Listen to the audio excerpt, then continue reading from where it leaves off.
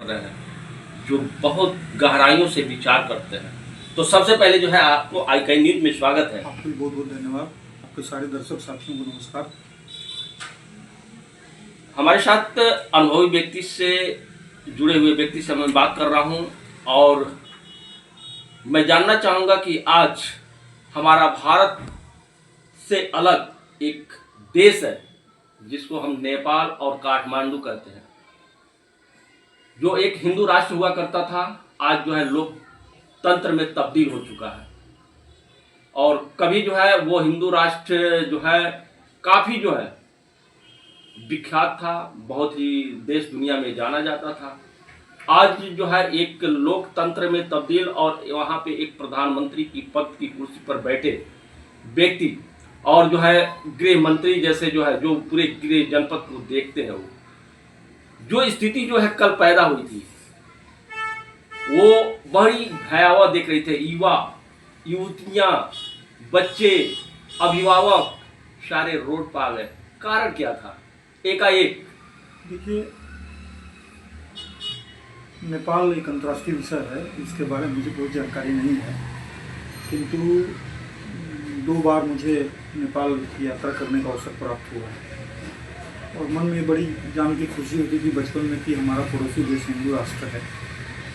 और जब मैं वहाँ गया तो मैं गाँव में घूमा, पहाड़ों पर गया, ग्रामीण क्षेत्रों में गया। सब लोग जो है मंदिर घूमते थे और मैं वहाँ से हट के गांव के लोगों के, ग्रामीण लोगों के, महिलाओं के, पुरुषों के बीच में जाता था और उनको समझने की कोशिश करता था।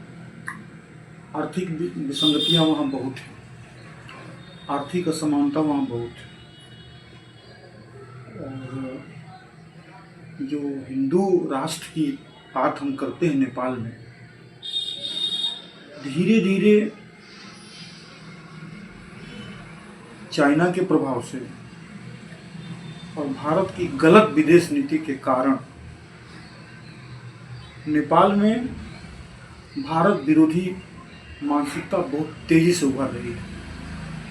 पड़ोसी देश है, हमारी रोटी बेटी के रिश्ते हैं, किंतु भारत के खिलाफ वहाँ की जनता में एक आक्रोश फैलता जा रहा है।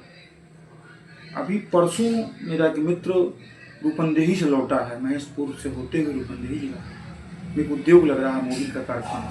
वो बता रहा था कि भैया वहाँ अपने देश के प्रति लोगों का बहुत लगाव नहीं है। रूपंदेही बिल्कुल सटा हुआ जिला है, महाराजगंज से सटा हुआ जिला है जी। और वहाँ भारत की सांस्कृतिक, सामाजिक, राजनीतिक प्रभाव सीधे सीधे प्रभाव डालती, किंतु उस मैदानी एरिया में भी भारत के प्रति लोगों का आक्रोश है। कहीं न कहीं चूँकि हम ग्रामीण हैं, हम नागरिक हैं, सामान्य नागरिक हैं, तो हम देश की विदेश नीति को, देश की आर्थिक नीति को प्रभावित नहीं कर सकते। ये काम सरकारों का है जी। और निश्चित रूप से जब से 2014 से ये माननीय मोदी जी की सरकार बनी है, इनके पास कोई रोड मैप नहीं है, चाहे वो भारत का आंतरिक मामला हो या भारत के बाहर का वैदेशिक मामला। कैसे अनुभव कर रहे हैं कि उनके पास रोड मैप नहीं है? दिखता है। आप ये बताइए, अभी सिंदूर ऑपरेशन का ढिंढोरा आपने पीटा जी। अभी पहलगाम की घटना हुई, पहलगाम की घटना में आपने जो है आतंकवादियों के ऊपर हमला किया, पाकिस्तान ने छिपे आतंकवादियों के ऊपर, और 2 दिन के अंदर, 1 हफ्ता आपने इंतजार किया, उसके बाद से आपने हमला किया। और आपको पता है, आप नज़रअंदाज नहीं कर सकते, आप चुपचाप अपनी आंखों को बंद करके जनता को भ्रमित नहीं कर सकते। आपको खूब पता है कि चाइना ने अप्रत्यक्ष रूप से पाकिस्तान की मदद की और आपको सैन्य नुकसान उठाना पड़ा। आप भले सेना के मनोबल बढ़ाने और गिराने के नाम पर इस बात की स्वीकारोक्ति सामान्य रूप से या सार्वजनिक रूप से न कर सकते, लेकिन एक नागरिक होने के नाते मैं अनुभव करता हूँ, मुझे ये समझ में आया कि चाइना ने हमारे ऊपर अप्रत्यक्ष रूप से हमला किया। चाइना ने अप्रत्यक्ष रूप से पाकिस्तान के कंधे पर बंदूक रख के भारत पर हमला किया जी।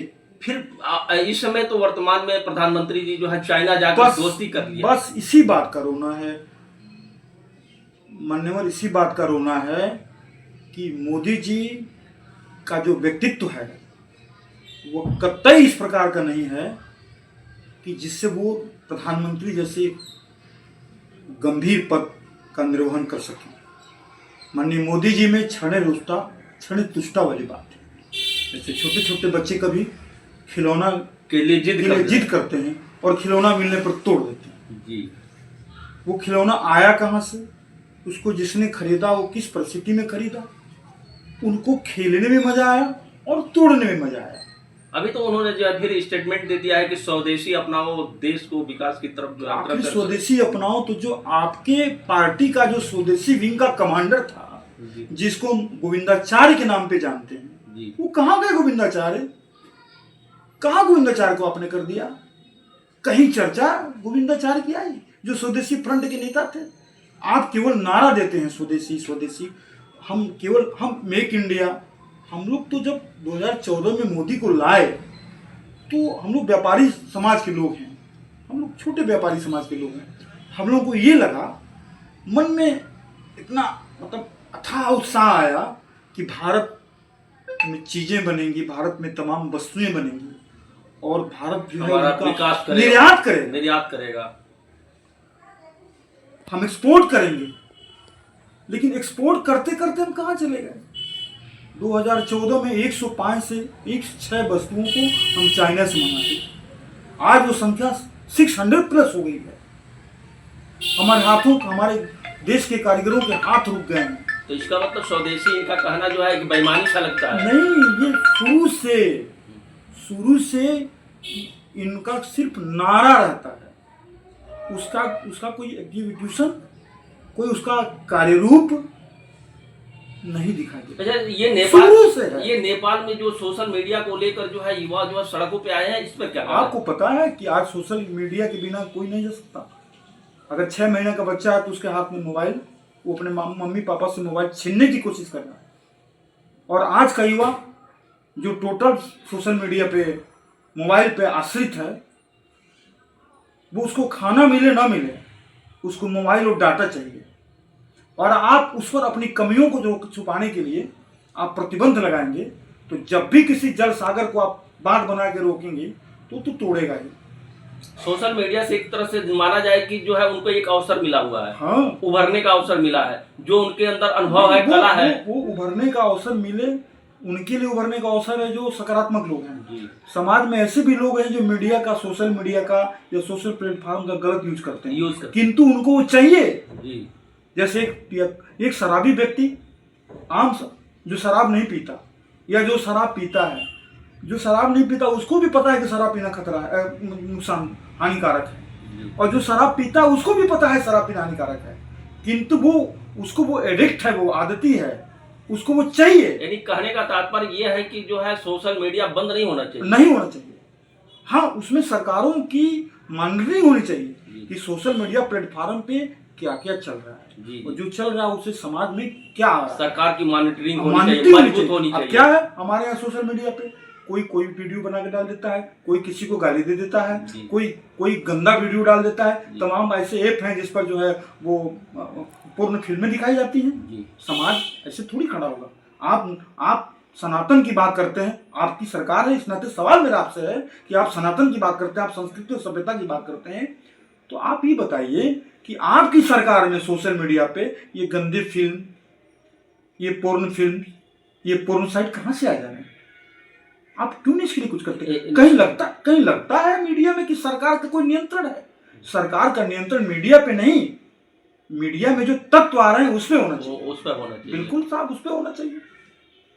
आपका मतलब कहने का मतलब यह है कि नेपाल की जो घटना हुई वो सोशल मीडिया पे बैन लगाने से हुई। और आज का युवा एक बाढ़ की तरह से है, एक पानी की तरह से, जल की तरह से है, जो जिधर बहेगा उधर ले उड़ेगा।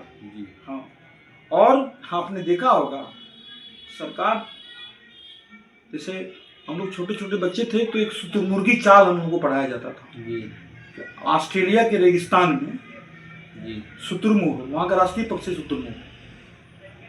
तो शुतुरमुर्गी चाल ये है, आप शायद जानते भी होंगे। शुतुरमुर्गी चाल ये कि सामने जब शुतुरमुर्ग का सिर दिखाई देता है तो वो बालू रेत में, वो रेगिस्तान के रेत में अपने सर को गाड़ लेता है ताकि उसको लगता है कि अब शेर दिखाई नहीं दे रहा है, वो भय से मुक्त हो जाता है। किंतु शेर तो उसको मार के खा जाता है। तो आंखें बंद करने से भय थोड़ी टल जाएगा, खतरा थोड़ी टल जाएगा। हम आंख बंद करके खतरे को और जल्दी आमंत्रित करेंगे। तो आपको पता होना चाहिए कि आपको सीख लेनी चाहिए कि बगल में श्रीलंका में क्या हुआ, अभी बांग्लादेश में क्या हुआ, अभी नेपाल में क्या हुआ, और इमरान खान को जब अपदस्थ किया गया पाकिस्तान में तो क्या हुआ, और अब आप बीच में हैं।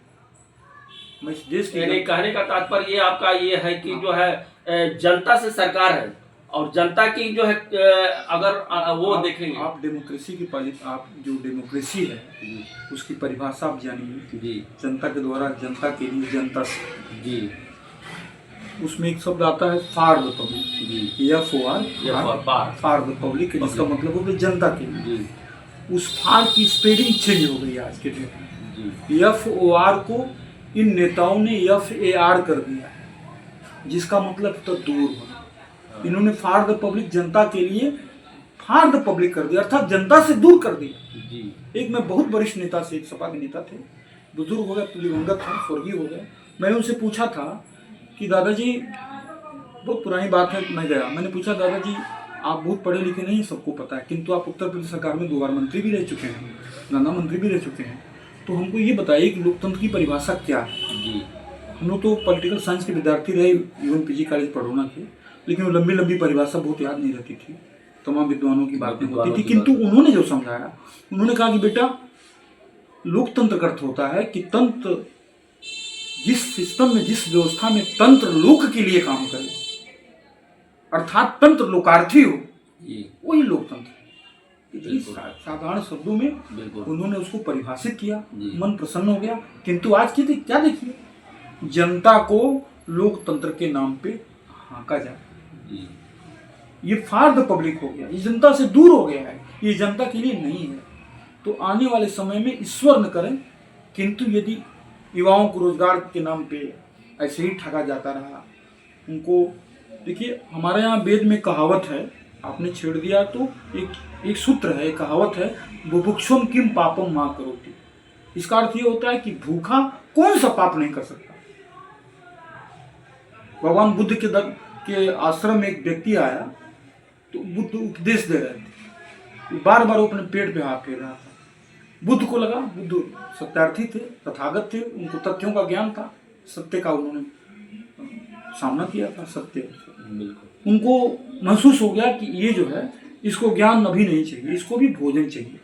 उन्होंने आनंद से कहा कि आनंद, इसको पहले भरपेट भोजन करो।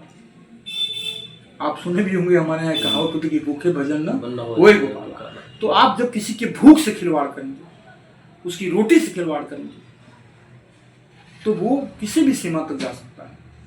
अब आप सरकार में हैं, आप सिस्टम में हैं, आप संविधान के द्वारा हैं, तो आपको संवैधानिक आधार पे ये व्यवस्था करनी चाहिए कि ये व्यक्ति भूख से न मरे। बिल्कुल। हाँ, और ये भूख 5 किलो राशन से नहीं पूरा होता है, ये भूख पूरा होता है उसके द्वारा उपार्जित धन से, उसके रोजी रोजगार से उपार्जित होता है। जी। हमारी बात हो रही थी, काफी अनुभवी व्यक्ति से बात हो रही है।